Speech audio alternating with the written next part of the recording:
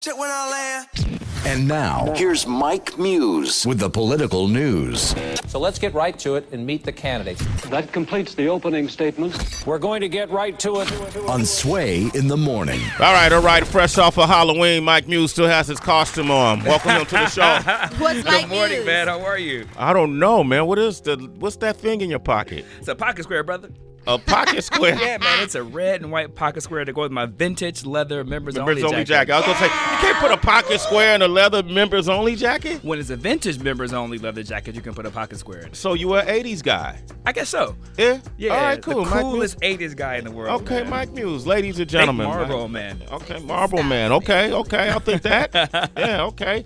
We're going to go with that. You know what I want to start with, Mike? I still haven't made a lot of sense of what happened yesterday in here in Manhattan because I actually didn't know what was going on.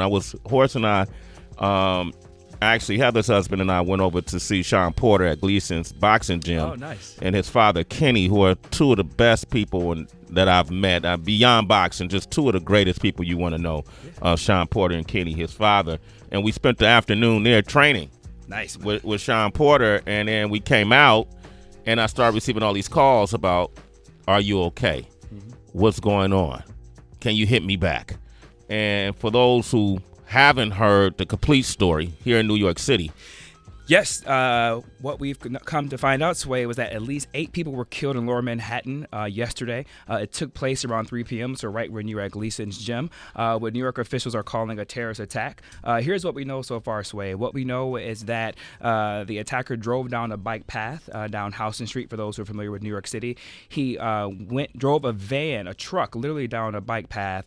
After he rammed into a school bus, concluding on Chambers Street, he then got out and used a pellet gun and a paintball gun against civilians. Police then shot him in the stomach and then restrained him and arrested him. As a result of that, Sway, 8 people were killed, and so far at least 11 are injured in the result of it. Sway, what we know about the shooter is that he's 29 years old. His name is Sayfullo Sapova. He is an Uzbek national from Uzbekistan, which is the former Soviet Republic, and he legally immigrated here in the United States in 2010. legally? He legally immigrated here in 2010, and here's what our mayor had to say about the situation that happened yesterday. Let me be clear that based on the information we have at this moment, this was an act of terror, and a particularly cowardly act of terror aimed at innocent civilians, aimed at people going about their lives who had no idea of what was about to hit them. We know that this action was intended to break our spirit. But we also know New Yorkers are strong, New Yorkers are resilient, and our spirit will never be moved by an act of violence, an act meant to intimidate us. But were the police able to question him? So he survived the gunshot wound? He survived the gunshot All right. wound. He was taken to a local hospital here in New York City, and so they are in the process of investigating and interrogating him, Sway. And to really make this really hit home what the mayor was saying in the sense of people just going about their day-to-day, not knowing what is happening, that's actually in my neighborhood. I actually literally use that route at least 2 or 3 times a week, where I enter on Houston Street and I go down the West Side Highway. It's a beautiful park area for those who aren't familiar with New York City. It's right on the river. A lot of people walk there for recreational activities. You can tennis, you can play basketball, and et cetera. The big Halloween parade still took place last night. Yes, which I was really happy to see, Sway. Yeah, Governor Cuomo came down as well. Yep, he came down. You know, as we talk a lot, Sway, the act of terrorism is to get us to stop doing what we normally do and to incite fear into us to make us not want to leave our homes. And so when we do that, they win. And so I was really proud to see that New York City continued with the Halloween parade. Sway, we're also noticing that this is a pattern of attacks that we're seeing, these low-level tech attacks that are occurring. It's a pattern that we see happening in July in Nice, France, where 86 were killed. It's a pattern that we saw on the London Bridge on March 8th and on May the 8th. This is a pattern that we've seen in Barcelona, Stockholm, and Berlin. It's also a pattern, we saw in Las Vegas. Las Vegas, exactly, with 100 individuals who were just shot and all the tragedy that we saw happen from there. What we're also seeing, Sway, is that ISIS has issued almost this ways to go about doing terrorism, a kind of a process, if you will. Their process is they're telling those who follow the doctrine of ISIS is to use a truck versus a car, to use low tech, to then drive until you can't go go anymore. And then after you can't go anymore, to then get out of your car and to start shooting and to leave a note in your vehicle after the shooting is done so that they know that it was ISIS. And that's exactly what we saw happen yesterday from this individual. What we don't know, Sway, is that if this individual was inspired by ISIS or if he was directed by ISIS. Then we also, too, had the president chime in. He chimed in yesterday. He said, in New York City, he sent a tweet, says, quote, "In New York City looks like another attack by a very sick and deranged man. Law enforcement forces is following this closely, not in the USA. We must not allow ISIS to return or enter our country after defeating them in the Middle East and elsewhere. My thoughts, condolences, and prayers are with the victims." He then went on to say, Sway, "I have ordered Homeland Security to step up already. Extreme vetting program. Being politically correct is fine, but that's not for this." Sway, but he didn't stop there. This morning, he tweeted right before we went on air. Yeah. And he said some other tweets. He says, quote, "Their terrorists came into our country through what is called the Diversity Visa Lottery Program, a Chuck Schumer beauty. I want merit-based. Chuck Schumer is a senator from New York." He went on to say, "We are fighting hard for merit-based immigration. No more democratic lottery systems. We must get much tougher and smarter." He tags Fox and Friends. His final tweet this morning says, "Senator Chuck Schumer helping to import Europe's problems," said Colonel Tony Schaefer. "We will stop this craziness," and he tags Fox and Friends. Essentially what he's saying, Sway, is that the result of this shooting that happened yesterday where 8 people were killed and 11 were injured is at the hands of Senator from New York Chuck Schumer. This is not the time to be going into playing politics or even to put a blame on that level on the senator from New York State where the individuals have been murdered and injured. Did he send condolences to those who were killed? Earlier, super earlier. Not in the tweets he just said, and what I just read earlier. He Okay. said, "My thoughts and condolences and prayers are to the victims cool. and families All of right, the New York okay. City attack. God and your country are with you." Okay. Well, wow. All right. That was Let's- one tweet compared to 6 others about frickin' Schumer. Yeah. Wow. And then, Sway, you brought up Las Vegas. And Yeah. to kind of put things in perspective, when the Las Vegas shooting occurred, we heard individuals say, this is now not the time to talk about gun regulations and gun control. This is not the time to bring up the NRA. This is Yeah. not about policy. It's about families. What we're seeing now is he's inserted policy. When he talks about the extreme vetting program, those are the countries that he has banned for entering in the U.S., which is interesting enough. None of those countries that he bans actually comes from Yugoslav, where this national came from. And then on top of that, he's now blaming, talking about policies versus merit-based immigration versus a lottery system. So here we go talking about policy when they said don't. Well, you know, that's our president. Wow. Speaking of the president of Republicans, also let's get to tax reform too, because we got a lot to cover too. Republicans announced late yesterday that they would release their tax reform bill Thursday instead of today, which was a deadline that they created for themselves, right? Yes. Okay. So it was a deadline where they created for themselves arbitrarily for it to be released today. What we're seeing is that now it's going to be released on tomorrow. Sway, what that is signaling is that they haven't actually even wrote the bill through the committee yet. And so it's signaling that there could be trouble in the midst of the GOP because, as we have always talked about here, tax reform is more difficult than actually healthcare reform. The GOP as a party want different things altogether.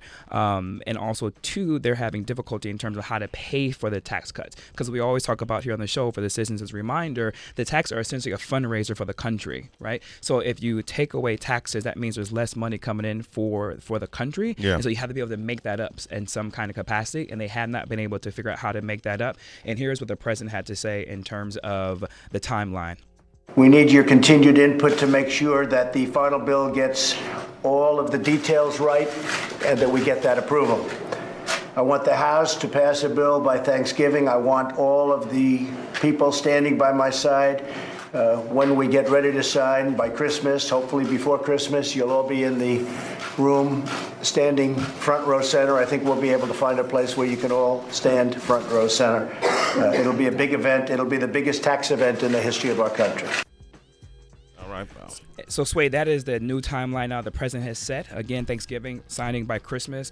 One thing that you talk about a lot in tax this way that the Republicans are trying to figure out is these tax loopholes. Okay. Right? And so the tax loopholes allows those who are the wealthy, those are the 1%, to be able to go and allocate their funds overseas, right? And set up these different types of tax havens, if you will, these shell corporations. You hide money. Hiding money, Yeah. essentially. And so coincidentally, that's what we have seen come up in the allegations against Paul Manafort and his associated Rick Gates, and the sense of money being overseas. Now, there, in terms of fraud and money laundering, but it's still, there is some ways within the tax system in terms of tax hole loops that need to be closed to prevent individuals from taking their money offshore. Okay.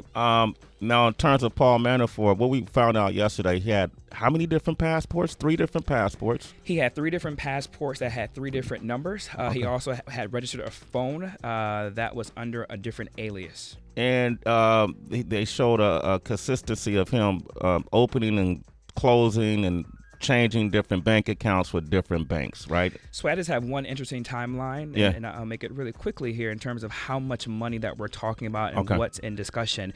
The reason why he got flagged because there was a conflicting of reports in terms of how much his money and how much he was worth in terms of the assets and how much liquidity that he actually had. In November 16 and January of 2017, his estimated worth was $25 million. But Sway, interesting enough, in February he was worth $48 million. In March, right before he joined the campaign, he was worth $42 million. Right when he joined the campaign in May of 2016, he then was worth, Sway, $136 million.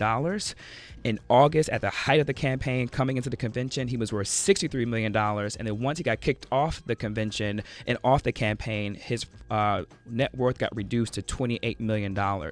So that is what the government is looking into in the sense of all the conflicting number. There was a low amount before joining, a high increase once he joined, and a lower amount once he got kicked off. What's interesting to note about that, Sway, is that on the signing, the person who's able to sign on the deposit accounts or his checking account, if you will, is a Russian oligarch who was also a signer on the same checking account as Paul Manafort. So, and this is why he's up on charges of potentially laundering money, wire fraud, tax evasion. Because your money doesn't fluctuate like that in such a short period of time. So that's approximately within 6 months. Yeah. All that fluctuation of millions, tens of millions of dollars. Oh, he's caught. Something's going on. Go ahead. I'm curious to folks who've opened offshore accounts and found rest havens and financial accounts in other places across the globe. You could call up anonymous, but how does that work and how does it work for you? 888-742-3345.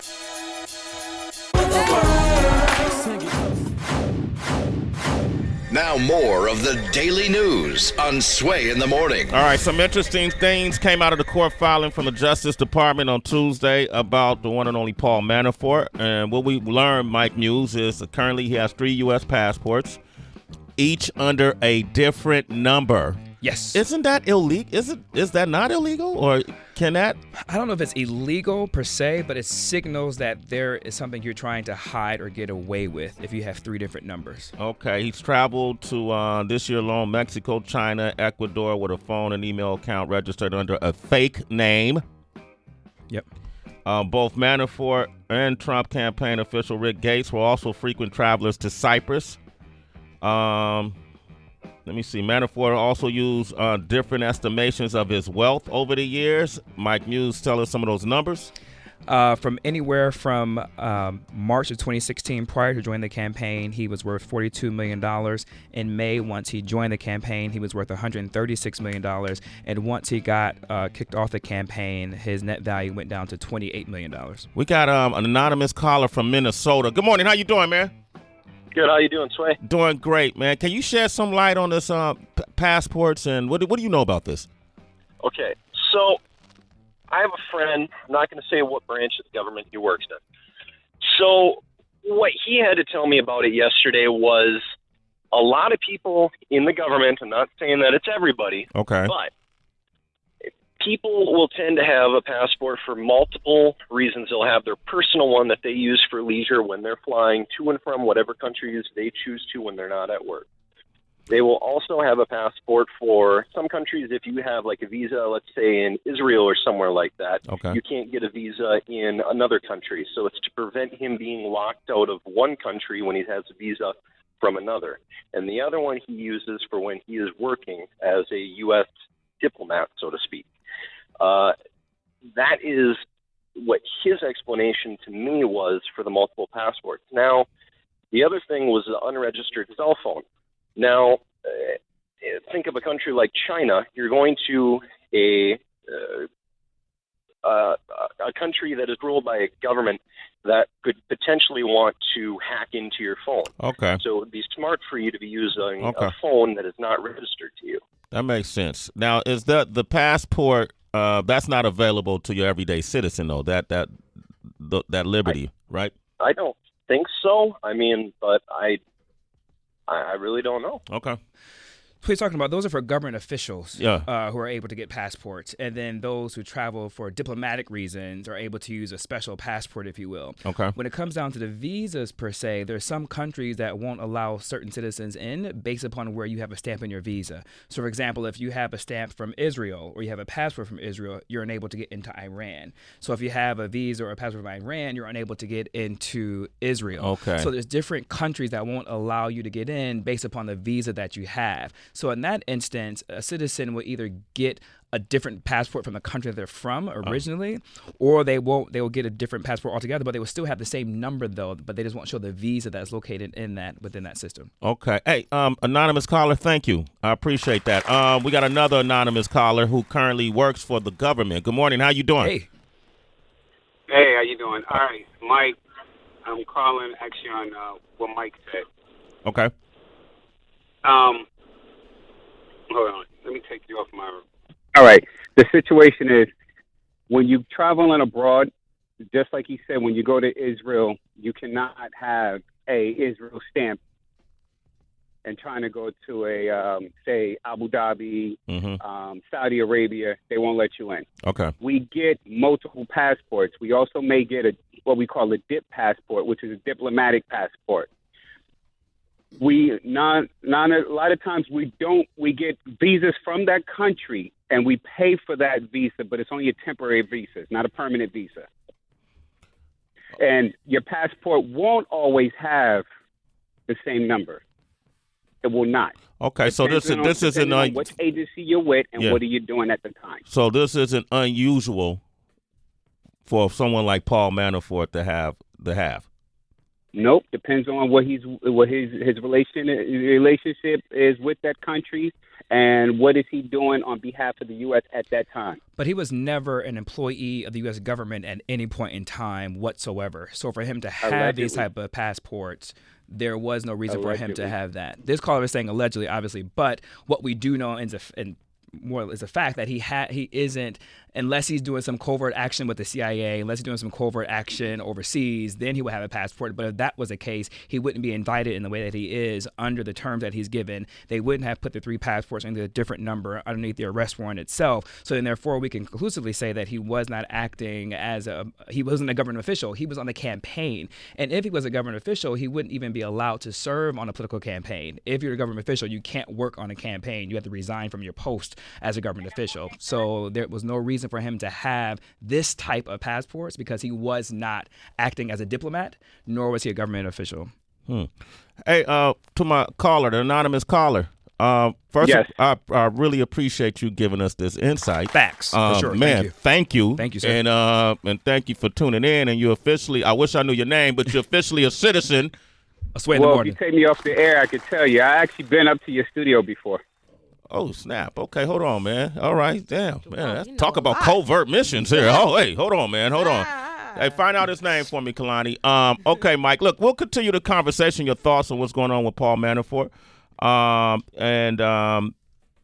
Man, it's so many people that are calling and want to clear this up. Yeah, I mean, it's a fascinating story. So. Yeah, Angela in Georgia. What up, Angela? Yes. Hey. Go ahead, Angela. Hey, how are you? I know you on the edge of your seat. Yes, I am. I love politics, but I want to throw something in the mix. Okay, but turn your radio down. We need to clarify. Okay. All right. We need to clarify visas and passports. I just came back. My husband and I just came back from Vietnam, and you have to get a visa for that country that you can only use in that country and you can't use in other countries. I have a family member, very close family member, that works for Homeland Security. He goes to different countries probably like 3 times a week. He has to get various visas, but he does not have to get various passports. So I'm not understanding that information. He's been with government for 20 years. So I don't know what the other caller was saying, that government officials have various passports. They can have various visas because you can't use the various visas in different countries. But when you get the visas, it only lasts for a certain amount of time. And if you wait until a year, like the Vietnam visa, only lasts, I think it was 90 days, they told us, that's stamp. And then after that, you have to reapply. So I just want clarification on that because I wasn't under the impression that you could get various passports, but you get various country visas. So that part we need to double check on that. Okay, so Angela, hold on because I have a caller on the line right now who. How can I put Angela on hold? I can't put Angela on hold. Jeez. Hold on, Angela. Okay. Oops, she's out of there. This from D.C. You say that you know a civilian who has multiple passports, caller? Yeah, so really the way it works is... This is crazy, man.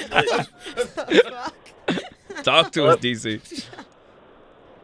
So if you're a civilian and you're like a citizen from another country and you become a citizen of the U.S., you can still carry your other passport from another country if it's an allied nation. There's no clear kind of write-up from the State Department having to get rid of that passport. Okay, all right. You know someone who has someone who has multiple passports.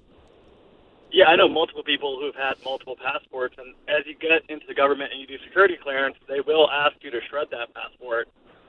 Okay. But, you know, a lot of folks, if you're a normal person, don't have to do that, and you can carry that and fly on different passports, essentially. It's frowned upon, but it's not necessarily illegal.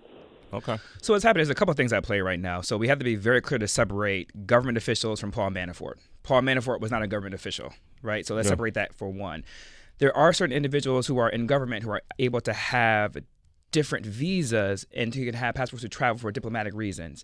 Also, too, if you work for the United Nations, some individuals in the UN have a UN diplomatic passport, which is completely different from their home country's passport altogether. Mm-hmm. What the caller Angela was mentioning in terms of visas, Sway, as you know, in all the countries you've been to, some countries require for you to have a visa in addition to your passport. Mm-hmm. The visa is additional level of vetting, and it's allowed for temporary access into the country that you're visiting, if you will.